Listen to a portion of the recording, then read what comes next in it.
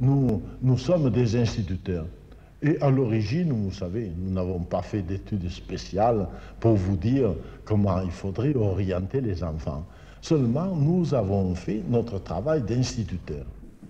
Les instituteurs sont un corps en général de choix parce qu'ils travaillent une matière de choix et que vraiment il faudrait n'avoir aucun cœur pour se désintéresser du travail qu'on fait. Mais les instituteurs travaillaient seuls. Lorsqu'ils avaient une réussite, ils n'osaient pas la confier à leur voisin de peur que le voisin lui dise occupe-toi, qu'est-ce que tu viens me raconter. Lorsqu'ils échouaient, ils craignaient encore davantage de le dire. Résultat, on ne progressait pas parce qu'on ne mettait pas en commun les échecs et les réussites.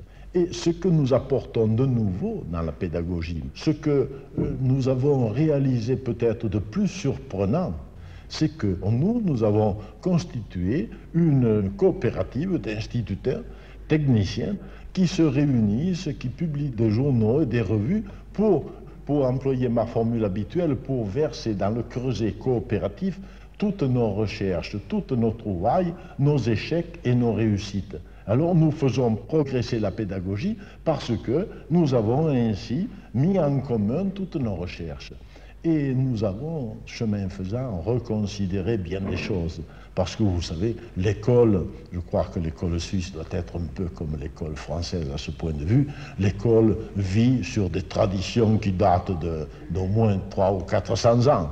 Du temps où les écoles commençaient, tenues par des moines, qui en ce temps-là faisaient peut-être très bien leur classe, mais qui la faisaient pour une partie choisie de la population et pas pour la masse comme celle à laquelle on s'adresse de nos jours.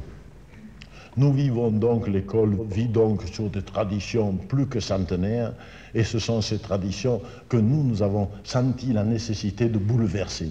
Ah, sûrement, ça ne fait pas plaisir à tout le monde, vous savez, qui que ce soit, lorsqu'on veut changer quelque chose, on est toujours mal accueilli. Je ne sais quel est l'humoriste qui disait allez en France une nuit, essayez de monter à Dijon, par exemple, dans le train qui vient de Paris, quand tout le monde est bien allongé sur les banquettes, et puis vous ouvrez toutes les portes pour voir s'il n'y aurait pas une place, les gens sont étendus, finalement vous entrez dans un et vous en poussez un, mais enfin faites-moi de la place. Vous verrez les bénédictions qu'on vous envoie. Hein?